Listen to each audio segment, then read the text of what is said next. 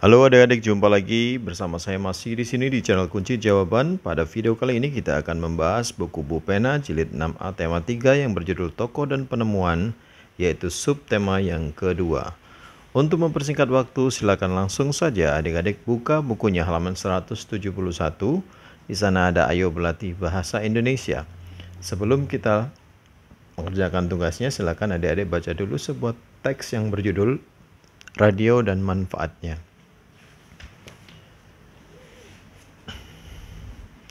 Berilah tanda centang yang merupakan kalimat efektif atau tanda X yang bukan atau silang ini ya, yang bukan kalimat efektif. Setelah itu perbaikilah sehingga menjadi kalimat efektif. Jawabannya sudah saya taruh di sini adik-adik ya. Saya baca dulu. Radio merupakan salah satu dari banyak media massa elektronik. Jawabnya adalah tidak efektif. Harusnya adalah radio merupakan salah satu dari media massa elektronik. Kemudian nomor 2, radio memudahkan orang-orang yang belum atau tidak bisa baca tulis untuk mendapat informasi atau berita. Ini silang ya adik-adik ya. Perbaikannya adalah radio memudahkan orang-orang yang tidak bisa baca tulis untuk mendapatkan informasi atau berita. Nomor 3, banyak para pendengar juga dapat mendengarkan radio dari ponsel pintar mereka. Ini silakan disilang karena ini kalimatnya tidak efektif. Setelah disilang, perbaikan kalimatnya adalah para pendengar juga dapat mendengarkan radio dari ponsel pintar mereka. Kemudian nomor 4, seiring perkembangan zaman, radio dapat didengarkan melalui koneksi internet. Yang ini silakan dicentang adik-adik. Nomor 5, karena saat mendengarkan radio hanya indera pendengaran yang dipakai. Ini silakan disilang ya adik-adik. Pembenarannya adalah saat mendengar radio kita hanya menggunakan indera pendengaran. Sekarang kita menuju ke halaman 173. Di sana ada latihan IPA. Nomor 1, apa yang membedakan listrik rangkaian paralel dengan seri? Jelaskan. Rangkaian paralel adalah rangkaian listrik yang alat-alatnya tersusun bercabang. Sedangkan pada rangkaian seri disusun secara berderet atau tidak bercabang. Nomor 2, tuliskan contoh pemanfaatan rangkaian paralel dalam kehidupan sehari-hari. Jawabnya adalah rangkaian listrik paralel digunakan pada rangkaian listrik di rumah-rumah, yaitu pada pemasangan lampu-lampu di rumah masing-masing. Di rumah kalian ya. Kemudian nomor 3, gambarkan sebuah rangkaian listrik paralel dengan 3 baterai dan 3 lampu pada kolom berikut. Oke, tadi ini sudah ya, yaitu pada pemasangan lampu-lampu. Kemudian gambarnya adalah seperti ini ya adik-adik. Di sini ada 2 baterai, saya singkat menjadi baterai 1, baterai 2, baterai 3, dan ini lampu 1, lampu 2, dan lampu 3. Silakan disalin. Ya, lalu kita ke halaman 174. Di sana ada Ayo Berlatih IPS. Nomor 1, perhatikan gambar-gambar berikut. Ada gambar sebuah televisi di gambar A dan gambar B-nya adalah radio. Yang A, jelaskan perbedaan perubahan sosial budaya yang disebabkan oleh televisi dan radio. Jawabnya adalah dahulu masyarakat memperoleh informasi dan pengetahuan dari buku dan dari sekolah. Sekarang masyarakat memperoleh informasi dan pengetahuan dari radio dan televisi. Kemudian yang B, pilihlah satu benda televisi atau radio yang membawa perubahan sosial budaya paling besar dalam kehidupanmu. Apa contoh perubahan sosial budaya tersebut? Jawabnya bisa bervariasi adik-adik ya. Jika berkenan dengan jawaban saya, silakan adik-adik salin. Jawabnya adalah televisi, karena di televisi sering menayangkan berbagai makanan khas dari berbagai daerah. Sehingga sekarang saya bisa memasak makanan dari daerah lain. Kemudian yang C, Di antara kedua benda di atas, benda manakah yang memberikan pengetahuan paling lengkap bagimu? Jelaskan alasanmu. Ini karena menurut penjelasan pribadi atau pendapat pribadi, jadi bisa bervariasi ya jawabannya adik-adik. Dan menurut saya yang paling lengkap adalah televisi. Alasannya karena televisi memberi pengetahuan paling lengkap, karena dengan media televisi, informasi dan pengetahuan yang kita dapat berupa gambar dan suara. Nomor 2, apa dampak positif dan negatif yang kamu rasakan dengan hadirnya televisi? Dampak positifnya dulu ya adik-adik ya, kita jadi tahu informasi dan ilmu pengetahuan melalui televisi. Dampak negatifnya banyak. Televisi bisa membuat anak-anak lupa belajar. Televisi memberi radiasi ke mata. Televisi sering memberi tontonan yang tidak cocok untuk semua umur, khususnya anak-anak. Silakan adik-adik pilih salah satu jika tidak berkenan. Nomor 3, informasi apa saja yang biasanya kamu peroleh dari tayangan di televisi? Sebenarnya banyak ya adik-adik ya. Salah satunya ini saya sudah tuliskan, yaitu informasi keberagaman makanan khas daerah, tarian daerah, dan hiburan, dan masih banyak lagi. Nomor 4, kamu sudah mengetahui dampak positif dan negatif dari televisi. Apa rencanamu dalam menggunakan televisi agar kamu memperoleh lebih banyak manfaat? Jelaskan. Ini juga bervariasi ya jawaban kita masing-masing adik-adik. Kalau menurut saya jawabannya adalah menggunakan televisi untuk media belajar dan hiburan yang sesuai dengan kebutuhan dan umur.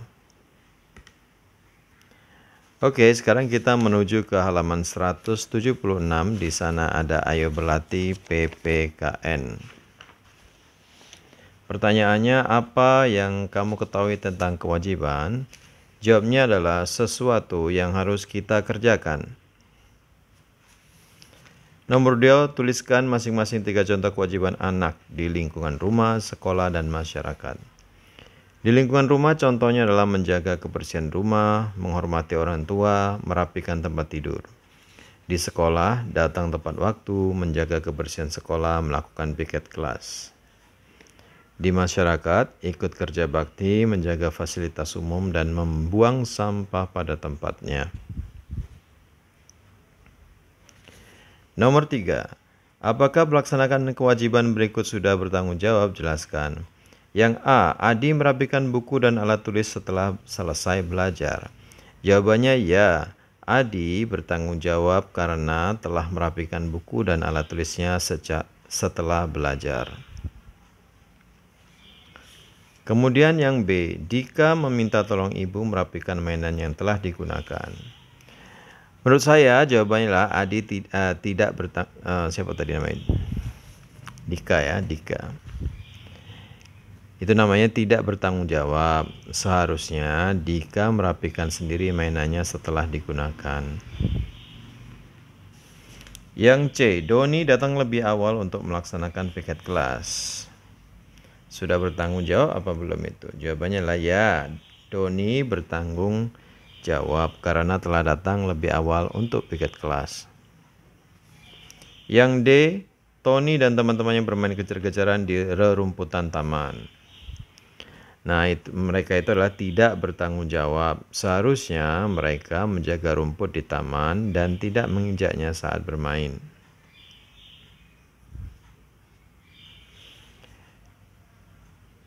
Kemudian nomor 4, ceritakan pengalamanmu saat melaksanakan kewajiban dalam menjaga kebersihan. Ceritakan juga bentuk tanggung jawab yang kamu lakukan.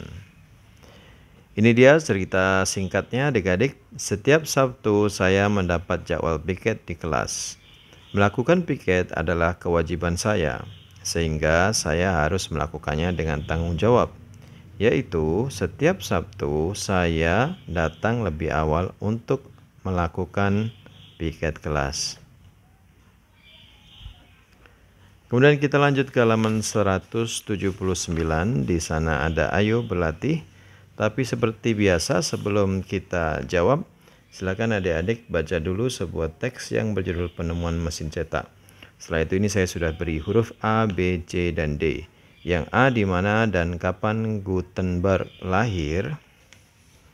Jawabannya adalah Gutenberg lahir di kota Mainz, Jerman tahun 1398. Oh ya, ini koma ya adik-adik ya, ada komanya.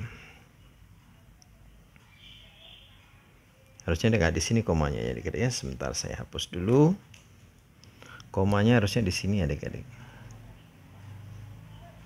Sebentar dulu. Oh, di sini juga harus ada koma ini. 2 komanya harusnya ya adik-adik ya. Tidak efektif berarti ini. Jadi saya ulangi, Gutenberg lahir di kota Mainz, Jerman, tahun 1398. Kemudian yang B, apa profesi Gutenberg? Jawabannya profesi Gutenberg adalah tukang emas. Yang C, apa manfaat mesin cetak hingga saat ini? Jawabnya adalah untuk mencetak berbagai tulisan pada proses pencetakan seperti pencetakan koran, pencetakan majalah, buku, dan lain-lain. Yang D, bagaimana Gutenberg menemukan mesin cetak? Jawabnya Gutenberg membuat ratusan acuan huruf logam dengan menggunakan timah hitam, lalu menirukan bentuk tulisan tangan tegak bersambung dan mencetaknya. Kemudian kita ke halaman 182, di sana ada ayo berlatih PPKN. Pertanyaannya, tuliskan contoh melaksanakan kewajiban secara bertanggung jawab dalam menghemat listrik. Banyak ya adik-adik, salah satunya adalah mematikan televisi setelah ditonton agar hemat listrik. Nomor 2, tuliskan masing-masing 2 contoh kewajiban di lingkungan rumah, sekolah, masyarakat. Tuliskan juga dampak terhadap hak orang lain jika tidak melakukan hal-hal tersebut. Oke, jawabnya adalah untuk yang di rumah mematikan lampu di siang hari, kemudian menggunakan air secukupnya. Dampak apa tadi? Sebentar. Dampak terhadap hak orang lain jika tidak melakukan hal itu adalah mana tadi?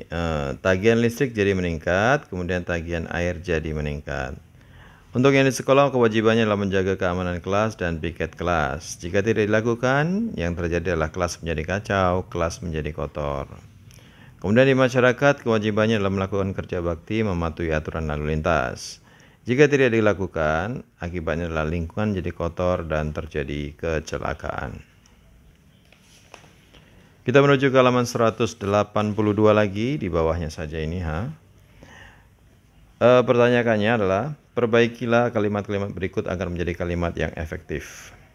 Ya, tidak semua kalimat itu harus dirubah adik-adik. Kadang-kadang yang seperti ini kita bisa temukan. Ditemukan ini harusnya penulisan di dan temukannya ini digabungkan, tidak boleh di spasi atau dipisah seperti ini. Sama dengan ini di tahun juga seperti itu ya. Jadi ini yang perlu diperbaiki adalah spasinya ini. Selebihnya saya tulis ulang. Mesin cetak ditemukan oleh Gutenberg yang lahir pada tahun 1398. Oh ya, ini satu lagi, bukan di tahun tapi pada tahun ya. Diganti pada. Untuk yang B saya sudah kasih tanda di sini. Ini ditemukan juga harus digabungkan. Kemudian ada yang saya sedikit ubah, yaitu radio ditemukan oleh Guglielmo Marconi pada tahun 1929. Ingat, ditemukannya disatukan antara di dan kata temukan ya adik-adik ya. Nomor 3 yang saya tandain ini berarti kurang tepat. Palazzo itu harusnya memakai huruf P besar, dan Marescalci ini juga menggunakan M besar. Jadi Marconi lahir di Palazzo Marescalci 25 April 1874. Jawabannya seperti ini nanti. P-nya besar dan M-nya besar. Kemudian nomor 4.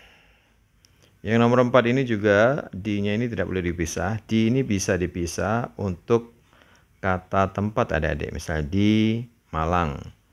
di depan, di belakang itu D-nya harus dipisah. Tapi kalau bukan kata tempat setelah kata di, itu tidak boleh dipisah. Penemuan-penemuan terdahulu diharapkan dapat memberikan manfaat di masa depan.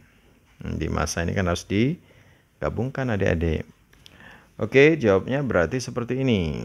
Penemuan-penemuan terdahulu diharapkan dapat memberikan manfaat di masa depan. Oke, sekarang kita menuju ke halaman 108. Oh, nomor 2-nya masih ada ya. Oke, nomor 2, bacalah teks berikut dengan cermat. Sebuah teks berjudul pembangkit listrik tenaga air atau PLTA. Kemudian jawablah pertanyaan-pertanyaan ini. Paragraf pertama, pernyataan umum, carilah informasi penting. Paragraf kedua dan ketiganya. Untuk paragraf pertama, informasi pentingnya adalah PLTA adalah pembangkit listrik yang dihasilkan dari sumber energi gerak air. Paragraf kedua, energi listrik dari tenaga air telah dimanfaatkan selama berabad-abad. Pada paragraf ketiga, pada tahun 1882, pembangkit listrik tenaga air pertama di dunia mulai beroperasi di Amerika Serikat di Appleton, Wisconsin. Seperti ini. Oke, jika saya terlalu cepat membacanya silakan di stop dulu. Caranya begitu, adik-adik baru disalin. Sekarang kita menuju ke halaman 185. Di sana ada ayo berlatih IPS. Pertanyaannya, perubahan apa yang dibawa oleh Charles? Bacanya gimana itu? Babbage atau Babbage atau apa gimana ya? Saya baca sesuai dengan tulisannya ya. Charles Babbage. Oke, nomor 1 jawabannya adalah perubahannya banyak adik-adik. Perubahan dalam berkirim surat, yaitu menggunakan surel atau email. Kemudian perubahan dalam jual beli, yaitu jual beli secara online. Kemudian perubahan dalam pendidikan, yaitu belajar melalui online atau internet. Dan nomor 2, apakah kamu juga mengalami perubahan yang disebabkan oleh penemuan Charles Babbage? Ceritakan pengalamanmu. Jawabannya ya, saya mengalami perubahan, yaitu sekarang saya lebih mudah mencari pengetahuan melalui internet. Sekarang nomor 3, bagaimana pengaruh komputer terhadap kegiatan pembelajaran di sekolah? Pengaruhnya banyak ya adik-adik ya. Dengan adanya komputer, para guru lebih mudah untuk menyediakan soal ujian bagi murid mudah mengolah nilai, dan siswa juga merasa mudah untuk mencari dan memperdalam pengetahuannya. Nomor 4, andaikan tahun ini pemerintah menyelenggarakan ujian nasional menggunakan komputer, kamu akan mengikuti ujian tersebut. Apa rencanamu untuk menghadapi perubahan tersebut? Ya, jawabannya saya akan mempersiapkan ujian nasional tersebut dengan belajar giat dan berlatih mengerjakan ujian nasional dengan menggunakan komputer. Nomor 5, tuliskan 5 contoh dampak positif dan negatif penggunaan komputer dalam bidang pendidikan. Dampak positifnya adalah mempermudah guru mengolah nilai, mempermudah murid dalam belajar, membuat murid lebih kreatif, membuat murid tidak bosan, dan murid mudah mencari buku. Kemudian dampak negatifnya apa? Banyak juga. Murid menjadi malas belajar di kelas karena maunya di laboratorium aja ya adik ya. Sekali pas tatap muka di kelas malas, bisa jadi seperti itu. Kemudian murid sering bermain game, murid kecanduan game, murid kurang bersosialisasi dengan temannya. Kemudian radiasi layar komputer dapat melelahkan mata. Oke, kita akan lanjutkan lagi di video berikutnya adik-adik. Sampai di sini aja perjumpaan kita. Semoga bermanfaat. Jangan lupa untuk diulang-ulang ya pelajarannya adik-adik. Dan bagi yang sudah subscribe, terima kasih banyak atas dukungannya. Kemudian bagi yang belum, silahkan di subscribe bila video ini bermanfaat untuk Anda. Dan jangan lupa juga di like dan komen dengan sopan dan di share kepada teman-temannya yang masih mengalami kesulitan dalam mengisi buku pulpen jilid 6A tema 3 tokoh dan penemuan. Terima kasih dan sampai jumpa.